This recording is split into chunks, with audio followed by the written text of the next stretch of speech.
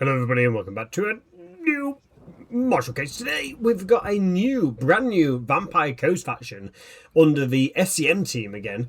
It's called Pirate Tales Nanosh, who is the legendary lord you'll be playing as. And he is a completely solely played Strigoi Vampire Coast faction, which is really cool because it obviously adds a lot of diversity in that sense that you're, you know, a Vampire Coast faction, but you're also a Strigoi, so you're going to be bringing a lot of new ghouls to the table, some crypt horrors and stuff like that. Crypt horrors, which aren't crypt horrors, by the way, but we'll get into that when it gets to showing off the units. Also, I thought it'd be pretty cool just to show off this masterful lad. I'm going to show off Dick Half-mast as well. I'm going to show off his shanty, everything he's got to show. And yeah, we'll do a little bit of a sneaky battle at the end as well. So as ever, if you do enjoy the video, please do leave me a like, subscribe if you haven't already, and as ever, you can find the mods in the description below. So without further ado, let's get into it. Okay, so here we go then with the naughty Vampirate boys. It's a really cool mod. It's very well done. Obviously, like I say, it's from the team SCM. So, in terms of starting locations and what he's got to offer for campaign mechanics, he spawns just outside of the Deadlands, the Badlands, the Chaos Dwarflands, and he spawns literally just in the water here, just on a tippy edge. He does start at war with the Thunderguts faction of Ogres. He does have to capture runes and straight after get-go, so you don't actually have a settlement. I guess, with that being said, you don't have to stay here.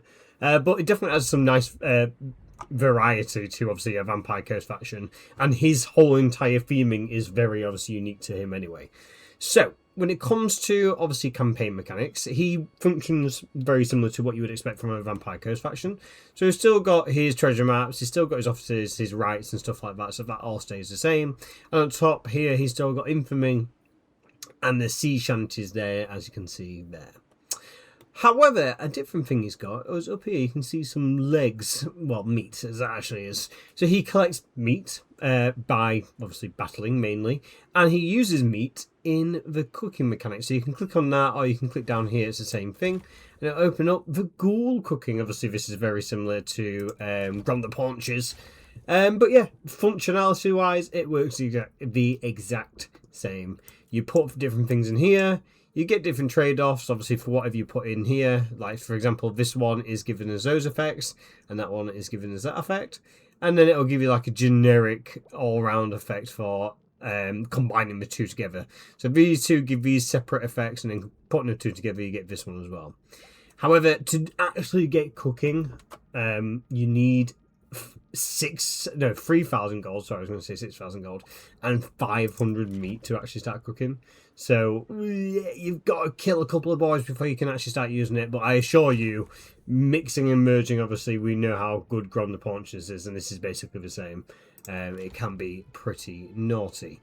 Now, another cool thing is, straight off the get-go, if you do enable a mod, and I have enabled a mod, Dick Half-mast works really well with this mod, and so I thought I'd include him as well. So this will be obviously the main showcase of this boy, but I think what would be cool is if we show off Dick Half-mast's intro. So that being said, let's skip to it because it happens at the end or the start of turn 2. So let's have a look at Dick's Half-mast's little jolly intro.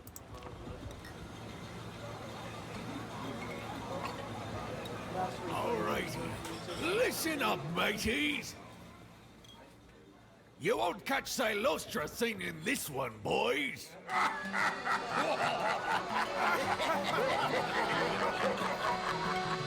Richard fights with a thin blade, but his mask won't make the grade.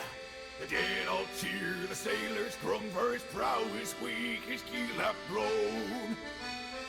Hoist the sail of Virtue rise, half-mast sailing his flag won't rise. The grave sea prowls through vaults he bright, his fast his way when riches rise. Gold and jewelry, claims and great, still he lacks what captains need. Hoist the sail of Virtue rise, half-mast sailing his flag won't rise. It still he sails a curse and wreck with tattered pride and soggy deck. Although he slip, he will not yield, and who's no fears upon the field. Hoist the sail of Virtue rise, half-mast Dick his flag will rise. Mark my words. stop the lick your mask is how you fight.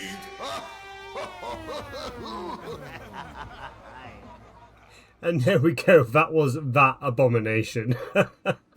Oh, Dick Half-mast, or Richard, should we say. Now, I could just quickly swap over to a save where I've already done this, but I'm just going to use cheats. Don't mind me. So, yeah, when you actually come to play as... there we go, Nanosh. He is very Strigoi themed, which is very cool for obviously a Vampire Coast faction, because normally just normal vampires or undead boys, zombies and whatnot. But he's actually a Strigoi, which is really cool, and so he's very Strigoi themed. So he does have his own shipbuilding mechanic. He is obviously like a pseudo horde faction, so he's got his own ship he can build and stuff like that, which is super duper cool. But he does occupy settlements just the same, and there is a couple of cool landmarks around the area, so do keep an eye out for them. One of which is over here, which gives like bonuses all around for like crit goals and stuff like that. I would assume actually Nagash's would probably be a good one to take as well. Excuse actual Nagash being here, we've got the mod installed. I would assume this would probably be a pretty good one. Yeah, really good one actually. Yeah, that's actually going to be a really good one for you to get. This... Yeah, to be fair, there's quite a few landmarks. You want to head west, I would say. I mean, you could go east and obviously link up with Helm and Ghost over here, but I don't think there's many landmarks to over on the east. He does start with one in Pigbat as well, which is really cool. That is the Slaughtering Pens, which offers you recruitment of some of the new ghoul units, as well as some really nice trade-offs there as well, to be fair. Local capacity +2. And when it comes to obviously recruiting new units, you've got loads of different stuff. So in the advanced military, you've got this line, which is completely new with loads of different new units in there. Of course, we will have a look at them in a skirmish battle.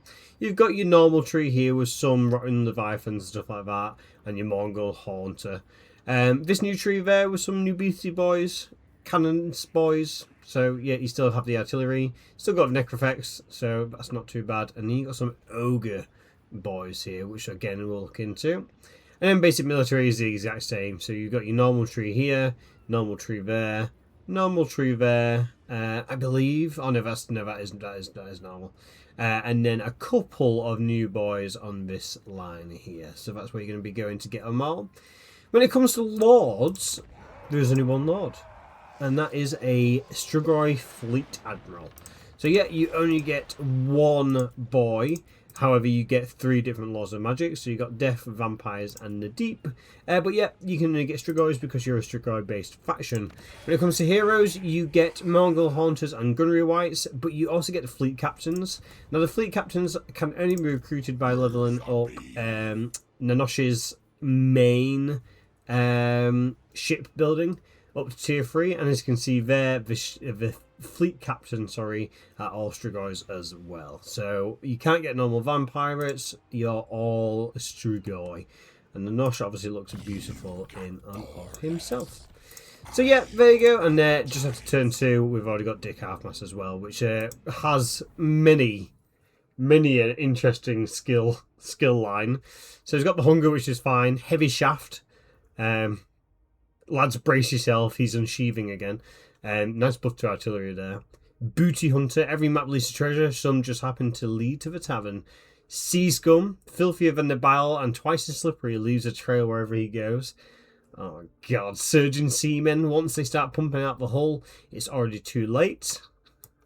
The good thing is these bonuses actually provide bonuses to a lot of the new units in this mod, so that's great. Salt Spray. He claims it's just sea foam. The crew isn't so sure. And then it's Tuesday. This is probably the worst one. Unbreakable, great, and possibility rowdy.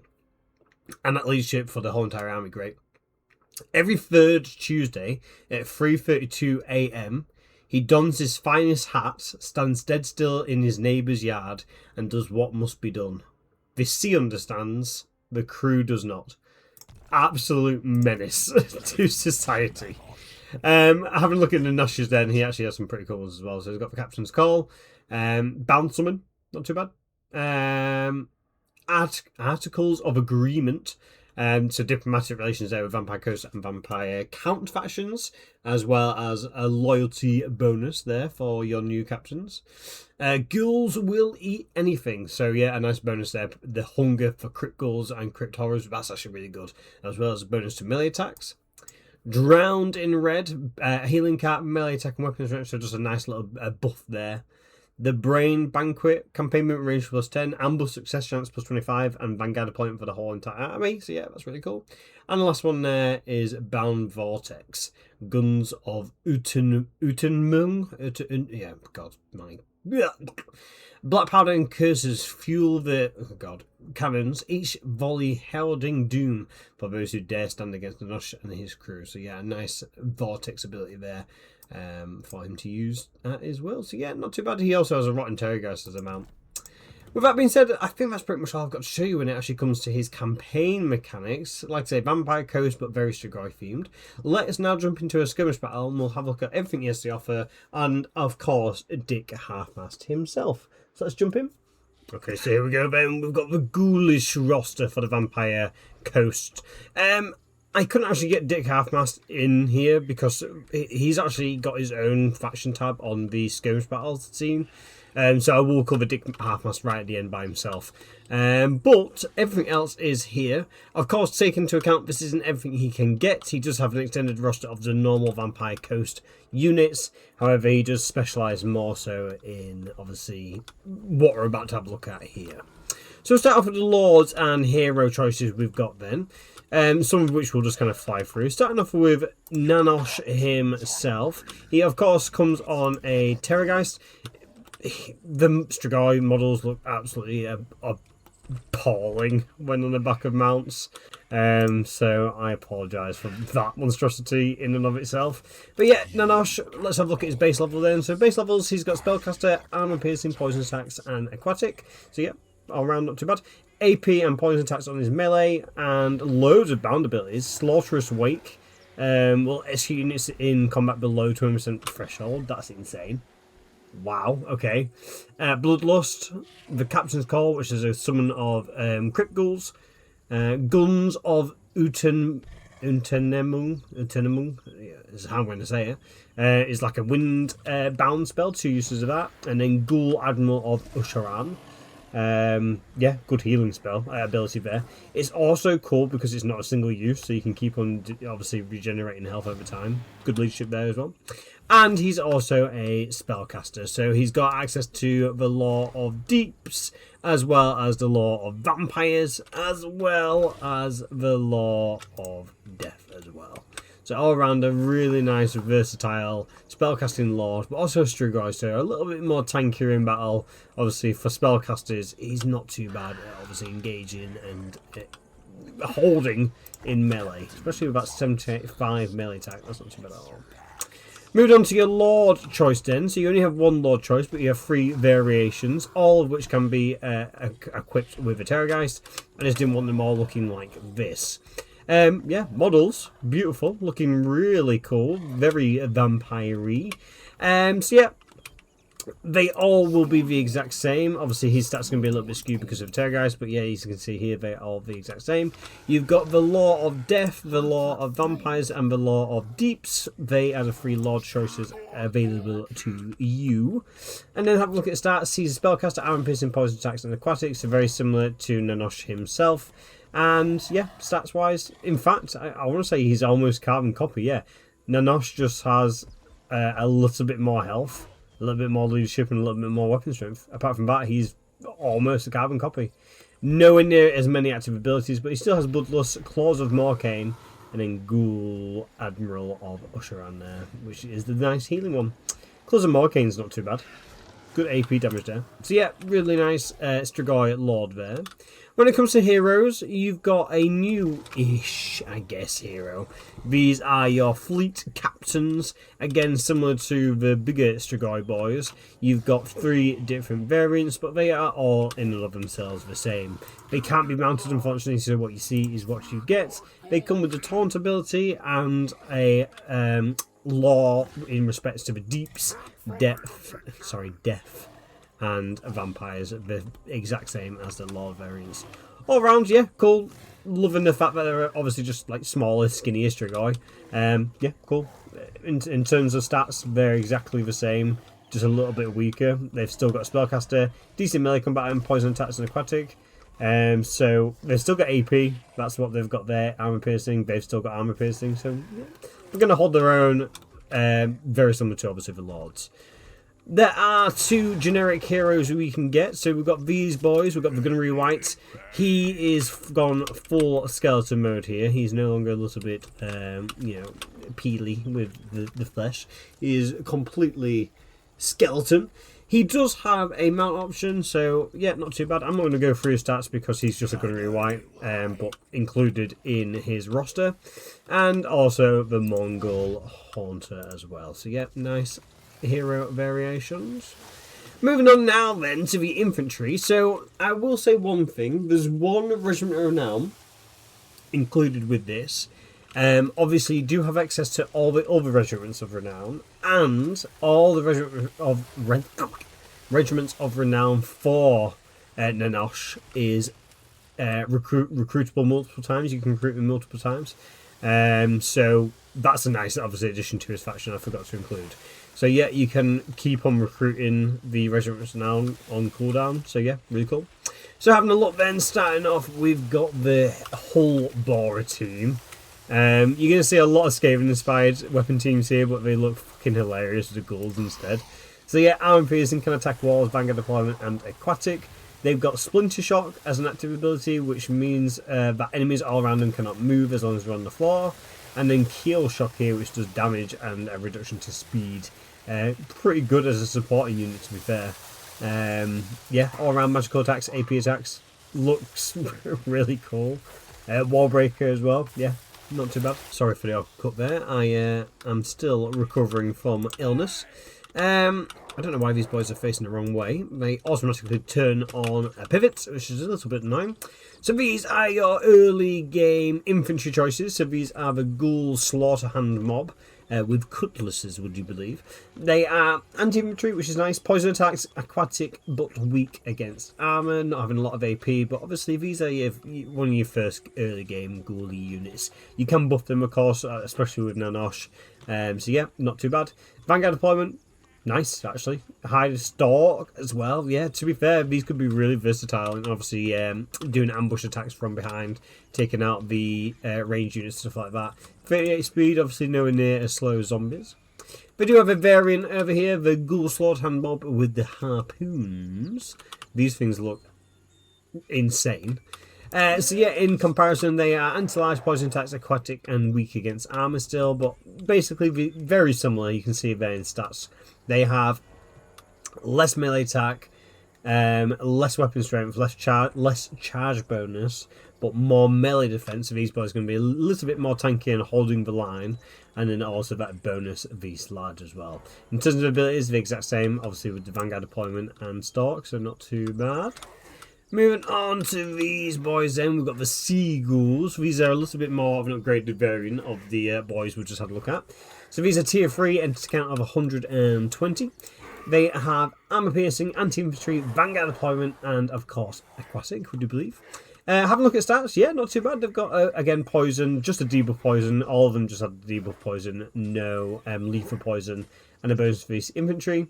They also have Rowdy there, which as long as the leadership is higher than Wavering, gives them perfect vigor and leadership +4. Which yeah, that's really good as well, to be fair. So yeah, nice. Moving on to the Regiment of Renown. So these boys are the only Regiments of Renown you can get, but you can get them multiple times. Sorry, they're not the only one you can get. This is the only one included with this mod pack, I should say. So yeah, in comparison, so they are just the Seagulls, but obviously with a unique name. So this is, oh God, I hate this. Uternumungs. I've said this like 4 different times. That's his crew. They've got Vanguard deployment, Cause of Terror, Frenzy, and Aquatic. Looking at stats, not too bad. If we compare them here, instead of poison, they've got the bleed effect, is it? Yeah, so they do damage over time, as well as reduced healing. Yeah, have a look at them then. They've got a little bit more leadership, but quite a hefty amount of more melee attack, to be fair, and quite a hefty amount of more melee defense as well, to be fair. And on top of that, we've also got Frenzy, which as long as their leadership is above 50%, we're going to be doing all those bonuses and the rowdy effect still as well. All of them coming with Vanguard deployment, which is quite nice. Obviously going to be able to get around the enemy lines quite nicely there. Do they have stock? They have stock as well. Cool. Moving on to some weapon teams now then. So again, this is going to be, we're going to see more and more of the Skaven. We've got the Belchers team here. Armor piercing missiles, anti-infantry, damage dealers and aquatic. They've got, excusez-moi, poison attacks on the melee, and on their range they've got magical and flaming attacks, as well as the burn status effect as well. So these boys are going to be able to just absolutely hammer stuff down range. And do even better, as you can see there, when they've got above 80% ammunition. So the first couple of shots are going to be doing some pretty naughty work there. So yeah, all around not too bad. Range is absolutely abysmal. So yeah, just be careful with that. So you want to try and probably get in the flanks there. Here we've got the Ghoul Slaughter Hand Mob with bombs. So these are going to be another variation of obviously the Slaughter Hand Mob we've just had a look at, but these boys are a ranged option. Again, probably more infantry based more than missiles. They've got poison attacks, bonus these large, which is interesting. That's on their weapons, by the way. Sure. And then flame attacks on their range. Only 6 ammunition, so more of a precursor than not. But they do have the black powder plenty. But I'm going to assume with how little ammunition they've got, that pretty much will just apply to like the first throw. And then after that, it'll just go down to just normal. Moving on to another Ghoul Slaughter Hand Mob. Here we've got the hand cannons. I do believe there's 4 variants, 2 melee, 2 ranged. So these boys definitely are your more ranged choices. So these have a blunderbuss. So again, range isn't going to be too great, but it does have AP on the blunderbuss. Armor piercing missiles, as we just said, damage dealer and aquatic. So yeah, of course, don't get them in melee, but these boys are going to be able to pack quite a nice little punch there. Bonus fees large on weapon strength again, interesting. Sure. Vanguard deployments obviously going to mean that they can be put in different situations and different predicaments where they can actually be able to do some ambushes and stuff like that. Do they have stock? Yeah. As ghouls, they all have stock. Okay, there's 5 variants, so we've got hand cannons here as well. So yeah, this is a Ghoul Slaughter Hand Mob with hand cannons. Oh wait, have we just looked at these? Excuse me.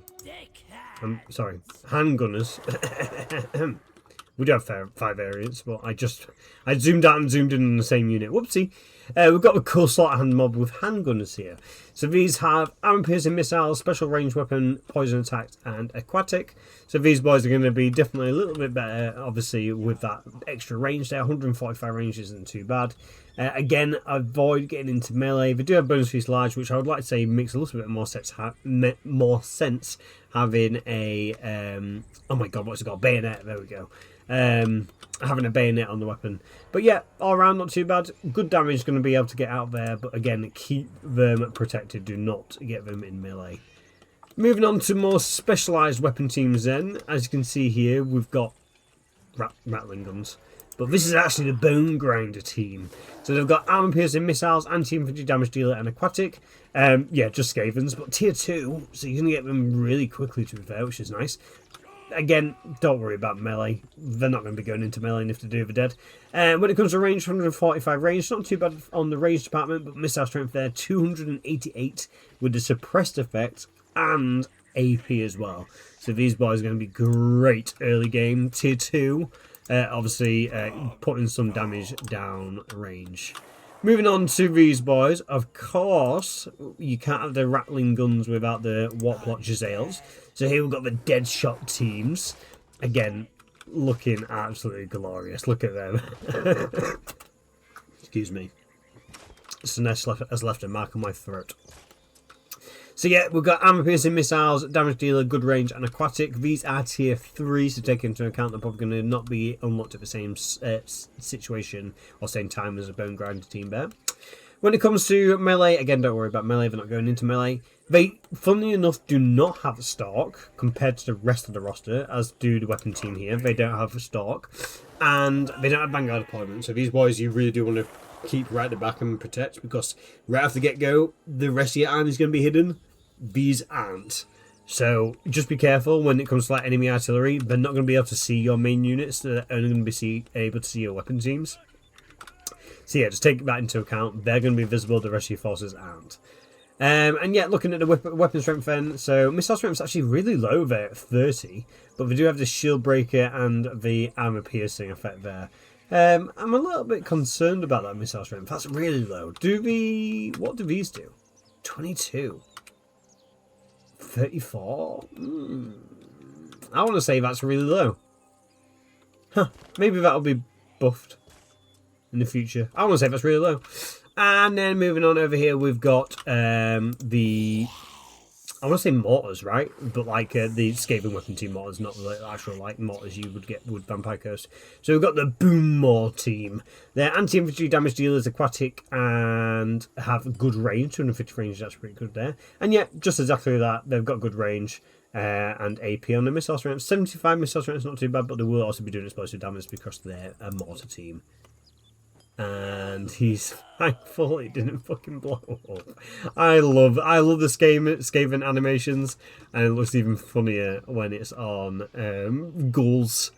But that is not it. We've got some beastly boys to round us off with here then. So we've got 4 variations of ogres, but they're not actually meant to be ogres. These boys are crypt horrors, would you believe? Looking absolutely hilarious, may I add. They just look like Shrek. They just look like Shrek. So here we've got the original variant and crypt horrors with cutlasses. They are tier 3, enter count 16, arm piercing and aquatic. Not looking too bad there. Weapon strength 110 with AP, so yeah, not too bad. Regeneration, nice. We then had the crypt horrors with great weapons. Yeah, I love the anchors they've got. That's really thematically apt. Yeah, I like it. Armor piercing, anti-large, and aquatics. So basically an anti-large variant. As you can see here, if we hover over, all they gain is a bonus to charge bonus and bonus to these anti-large there. That's it. That's the only difference between them. Everything else is the exact same. Moving on here then to the deck guns. They have armor piercing missiles, armor piercing weapon strength, but they don't, and aquatic. So yeah, you can see here the weapons, the missile strength does have AP, but it says they're armor piercing, but the melee attack doesn't have AP, so I don't know what's happening there. That tends to be a common thing with mods, unfortunately, is it will say they've got this, but the stats don't say they've got it. If you hover over here, for example, you can see there, armor piercing missile damage 77, right? Out of 85, 77. Not too bad. And you can see there, it's got the trait to say, hey, yeah, by the way, we're armor piercing. When you hover over melee attack, because this is what this is saying, armor piercing, melee, there's nothing there, and when you hover over it, it just says base 26, so I don't know. They do count as a siege tracker though, so that's going to be a nice obviously addition if you didn't want to build siege equipment. And the last variation, we've got the crypt horrors with ogre pistols, and here's a good example. So a hybrid unit, armor piercing, aquatic, and firewall moving. Armor piercing generic, but it applies to both, and as you can see here on the weapon strength, it does have the AP symbol, and when you hover over it, it does show you that it is base weapon 33 and armor piercing 77. What I will do quickly is just have a look on the weapon strength. No, it does show, it just doesn't have a symbol. Okay, they do have a little bit of AP then, not a whole lot. But they do have a little bit of AP. But you're not going to really be using them in melee anyway, so don't worry about that. These boys are definitely more versatile to be using melee. They look... Do you know what they remind me of? Fucking super mutants. Super mutants from fucking Fallout. Yeah, how funny. Moving on to the last of the beastly boys then. Of course, you can't have Vampire Coast without some Vargulf and Vargeist and all the rest. So here we go. We've got the Gorbatros unit. They look hilarious, by the way. They are a damage dealer, frenzy, regeneration, and aquatic. Yeah, all around not too bad. Of course, they can fly, and they look beautiful while doing so. And yeah, all around a nice addition to the roster. Beastly boys are always welcome. AP, good. Yeah, good all around. Flying unit, obviously going to be able to get around and do some heavy damage. And then we've got the sea monkeys. They have armor piercing. Has he got barnacles on his eye? Oh no, it's like an eye patch. It has got like barnacles on it, but it's like an eye patch. That's so funny. So yeah, piercing missiles, regeneration, aquatic, but poor leadership there at 45. Unfortunately, with the poor leadership, they will be withering away quite quickly. Unlike rat ogres who can run away and come back, these boys cannot. They do have the hunger, so they will be regenerating health points while actually getting into melee. And a ranged attack. Interesting. Yeah, all round, not too bad flame attacks on the ranged attacks. I didn't realise actually like a bit of a ranged attack there. So these boys are going to be definitely versatile in what they can do. They'll be able to hold in melee quite nicely, but yeah, that ranged attack's going to be really good. 11 uses of that, by the way. So that being said, let's quickly jump over to Dick Half-mast because we've forgotten to show him, or couldn't include him here, and round out this mod showcase. Okay, so here we go then. We've got Dick Half-mast himself looking absolutely solid. So have a look at his stats there. Again, I will just show him off. It's hard to see his face behind that magnificent paw there of a gun. So his ballistic expert, which is going to be good obviously for ranged units, armor piercing missiles and aquatic. Stats wise, yeah, alright. Again, don't get him into melee. He's more of a range specialist, especially with his mighty fine, I guess, blunderbuss, that is. Ammunition 30 with flaming attacks, 125 range, so it's kind of like a cross between like a blunderbuss and just like a normal rifle. And then he's got the take cover leadership debuff there with his missiles as well. So everything he hits will be doing less will be set on fire and will have less leadership as well. When it comes to his active abilities then, he's got Salty Spray, which, say no more, it's a breath ability, but the breath ain't coming from his mouth. Yeah, good damage dealer. I say good damage dealer, it's a breath attack, so a shit damage dealer, but it does do less speed for the unit. 4 uses of that. Surging Seaman. He's got 2 uses of that, which allows him to summon 2 units of zombie pirate deckhands. As a support specialist, having summons, I always say this either with support specialists or mages, having summons is a must. It is so useful. Obviously, if he gets caught down and gets in a little bit of a pickle, he can summon these on top of himself to get out. More powder replenishes ammunition. That's going to be great, like I say, for your more heavy hitters, your artillery, your weapon teams and stuff like that. And of course, with that black powder aplenty, keeping ammunition above 80 for your most important units is going to make sure that they're doing as much damage as they can. So yeah, really good. He's got enchanted ballistics, which gives all allies in range accuracy and reload skill. So again, having him around you, again, weapon teams and artillery is going to be great. It's going to be constantly boosting boys. It's on a cooldown of a minute and a half, but it lasts for 30 seconds and can be done infinitely. So yeah, that's great. And then here he's got a polished barrel, which is a magic missile, which does good AP damage all around, not too bad. Good damage and explosion damage as well there. 3 uses of that, so yeah, all around not too bad. What I will do, because this mod hasn't been going on too long, is throw you in a little sneaky battle actually against some Frenchmen and see what we can do. It's always a French, by the way. Let's see what happens. Let's go.